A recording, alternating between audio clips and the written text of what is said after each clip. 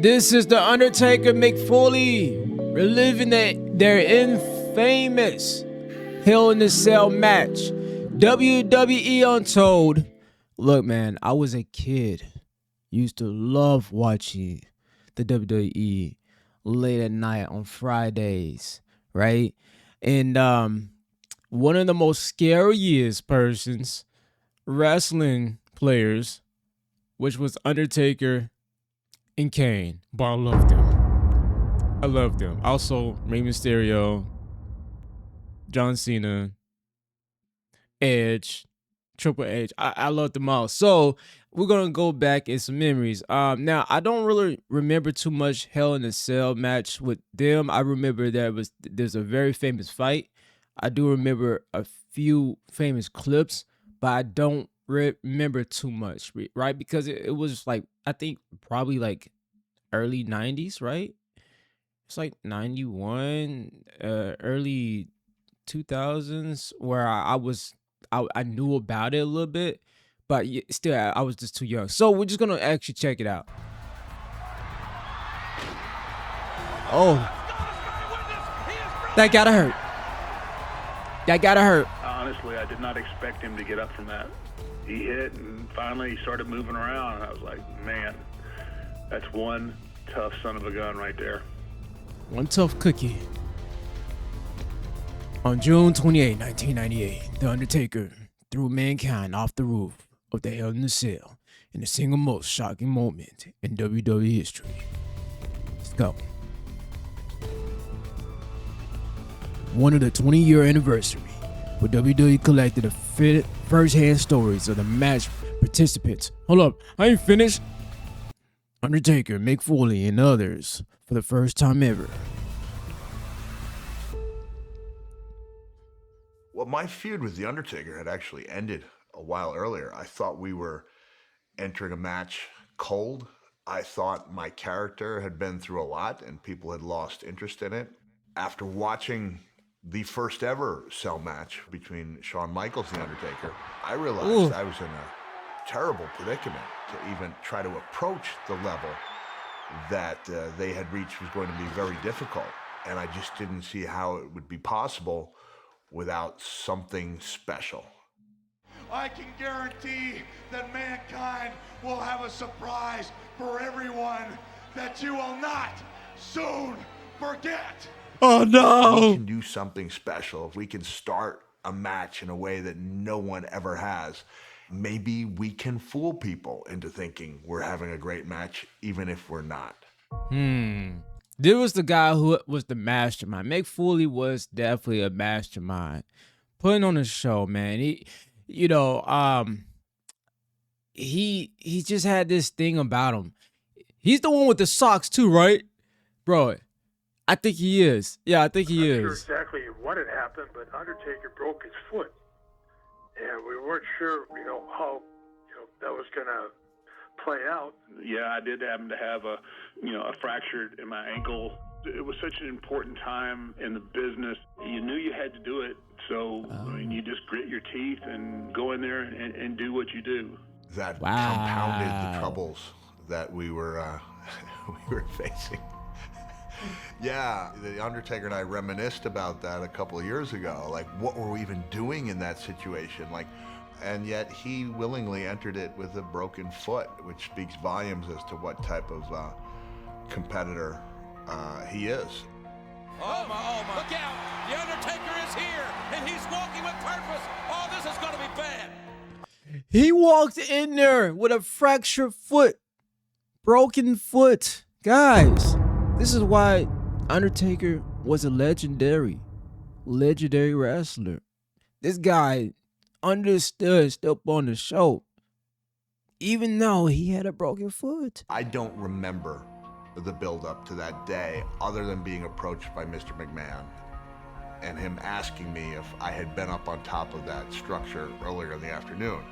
And I assured him I had, which was the biggest lie I'd told up to that point in my life.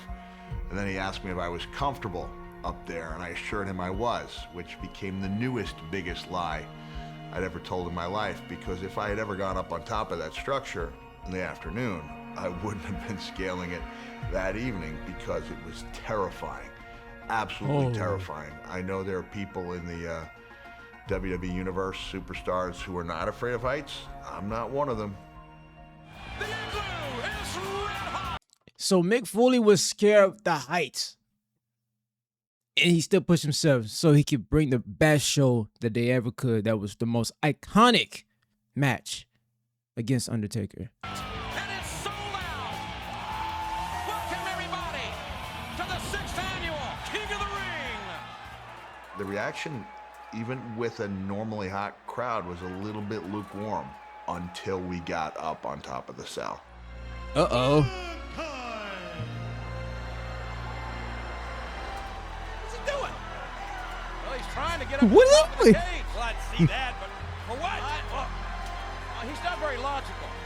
I love the Now he needs announcers. therapy. He needs therapy. Here we go. The iconic song. Be completely honest, is like, Here we go. crap. Am I going to be able to get up there? You know, the answer was yes, because I don't know how. I mean, I would have got up there. I don't care how, but I would have got up there. It was definitely an exciting way to start off a Hell in a Cell match, to start out on top. Wow. There are moments when our feet are actually sinking into the mesh. It's like we're tearing holes in the mesh as we walk, which should have been a harbinger for even worse things to come. They're destroying the No. Hell in a Cell. And my No. God, don't get them over here where we are. I still remember He said, "Don't clearly give him over the distinct sound of the wire coming unwound or breaking from the pressure of our weight. Well, funny enough, I felt safer on the edge or the poling of the cage. And I just remember getting a couple of really quality chair shots to the back. I think Jerry Lawler said, Puts goosebumps on my back there and makes the hair on my neck stand up. I like it. I think what adds so much action to the show, it feels like literally a video game. Like they sound literally like the video. Shout out to the announcers, man. Most legendary voices for the announcing what's going on, man. It just really brought it even more alive, bro. Just keep going. I'm gonna rewind it back. I think Jerry Lawler said, Puts goosebumps on my back there and makes the hair on my neck stand up. I like it. oh God. and the next thing I know, I was in flight.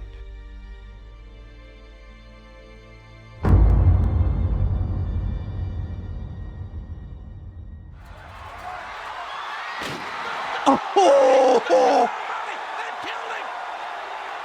Oh my God. As God is my witness, he is broken in half. Everything you heard me say was spontaneous and real. So that call has a pulse. I cannot believe it's over. He slid right under the rails. That cage is 16 feet high. When I tossed him off of there, and you know, as I was watching him fall, and it seemed like it took forever for him to hit the table. It was like only thing I could liken it to is an outer body experience. It was it was so crazy, and it was so loud in there with the people. At that point, nothing like that had ever been done. Believe me, I was Oh, wow. almost having a heart attack. Watch what was going on. And I got to Mick. I'm asking him, are you okay? Are you okay? And he gave me the sign there that, yeah, I can continue, which flabbergasted me. He said something kind of quietly, and then I heard him say it again, my shoulder. So I called for a stretcher, and in order for the stretcher to get there, we had to lift the Hell in the Cell up. So with the Undertaker still on the top of the Hell in the Cell, it started moving upward. Why is the cage raging? Do they realize the Undertaker is still on top of the cage? Oh, that's so aura. Look at him just aura forming right here. Look at this. Do they realize the Undertaker is still on top of the cage? They're raising the cage with the Undertaker still on top. What? That's bad. Obviously, I know they raised the cage, but I was kind of oblivious to it, really. I was so zoned in what we were doing at that point. You know, I'm kind of up there without any kind of communication with anything or anybody. I was just like, well, I guess I'm not going anywhere till they, you know, till they bring me down.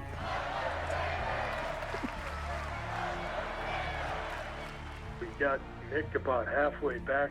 He started saying, "No, I want to go back. I want to go back." I said, "No, you're not going anywhere. You're going back. You know, you're going to the hospital." And the next thing I know, Mick jumps up. He started climbing up to Hell in a Cell again. He started going up to the top. Oh. This is the moment. I remember this clip right here. I thought this is where he started to come in and fight. That's what I thought it started, but it actually was before that. See, I don't remember too much. That's crazy. All right, let's go. The top. I remember this part. He comes in there. For God's sakes. Are you kidding me? He wants to go back up. Oh no. He's going back up. No way. He's going back up. No way. How can he climb? How can his body? Oh my God, the Undertaker's got the chair. This is absolutely amazing. Everybody in the building thought the match was over. I didn't know for sure if I could, but I said I was going to give it my best try. But by the time I got to the top of the cell, I was just about out of energy. So I looked back and I wish that I'd had the strength and the energy to exchange with the Undertaker, but I'm thankful that I didn't in retrospect, because if I'd had the strength to exchange, I also would have had the strength to get off the cell for the choke slam. Oh no! I can't believe it. That's it, he's dead. Well, somebody stop the damn match. Somebody stop the damn match. Enough's enough.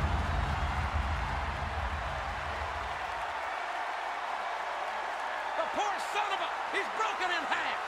Oh my God. And the Undertaker likes it. But I think enough is enough. The iconic slam from the Undertaker.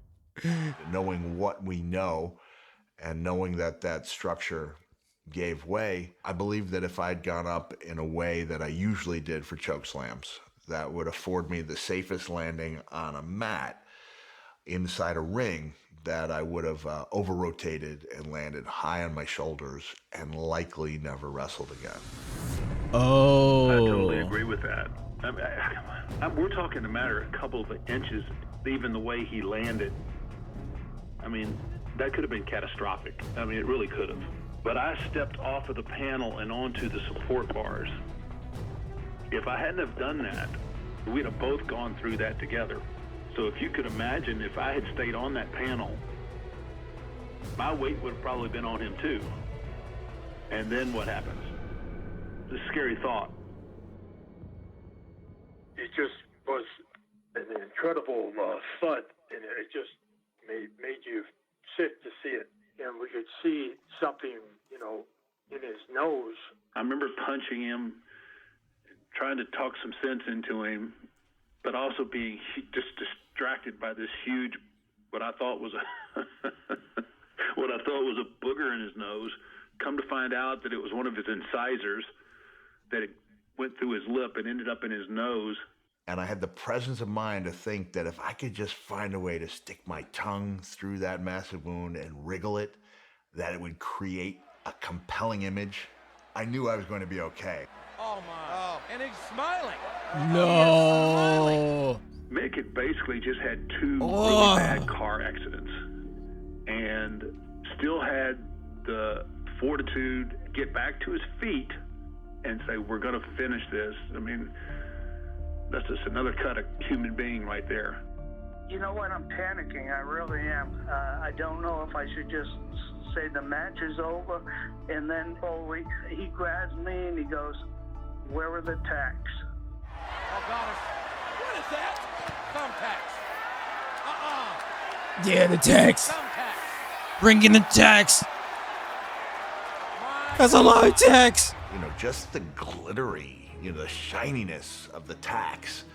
And I guess in retrospect, we needed something like that and seemed like a suitable way to end that match.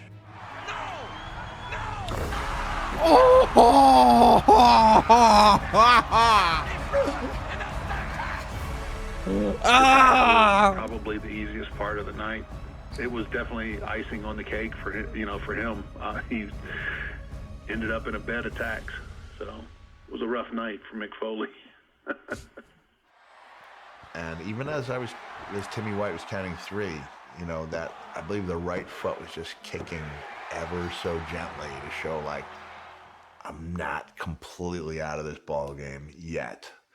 Mike Chioda, who was not the referee of record, but he came out and told me they were bringing a stretcher out for me, and he said, and you can look on the video and you can see I lift my arm. And the reason I lift my arm is I didn't want anyone in Pittsburgh to see me talking. And what I said to him was, have I already been on a stretcher tonight? And when he informed me that I had, that right arm went up about 3 seconds after that for a second time. And I said, I can't be on 2 stretchers in one night.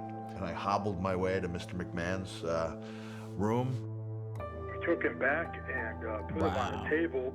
He went to let me know that his shoulder was hurt, but he smiled at me, and I could see, you know, that he had a gash under his lip.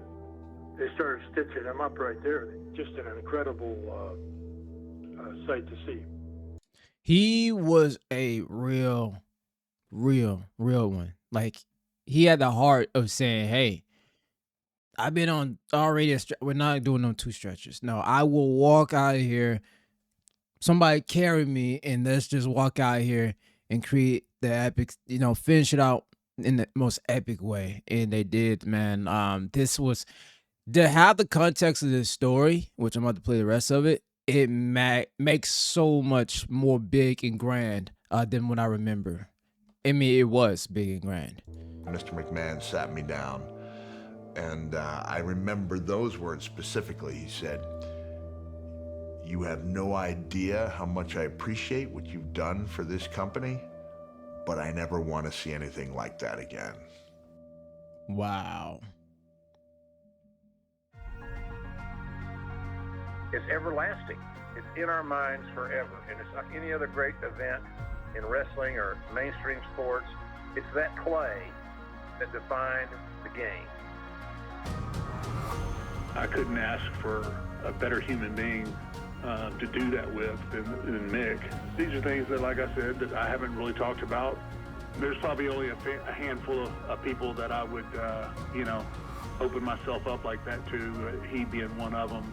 It's really special to be considered such an iconic match and one that people really, have all these really fond memories of. That just lets us know we did something right. It was the reactions to the unexpected, and I think that element of surprise, it embeds it in people. Look at the kid. He's like, don't do it. Don't do it. That was me as a little kid. No. And I think that element of surprise, it embeds it in people's minds so that anyone who was there in the venue or watching live when it happened will never forget that moment. This moment or series of moments has left this indelible imprint on people's memories. We're somehow able to create an image in people's minds that lives on and will outlive me and the Undertaker both. Wow. Yo, amazing way to go back and relive some of those memories of childhood to wrestling. If you guys want to see more reaction to wrestling, whether it's breakdown stories and stuff like that, let me know. Anyways, hit that subscribe button if you're new to the channel, and hit that like button. Thank you guys. See you on the next one. Peace.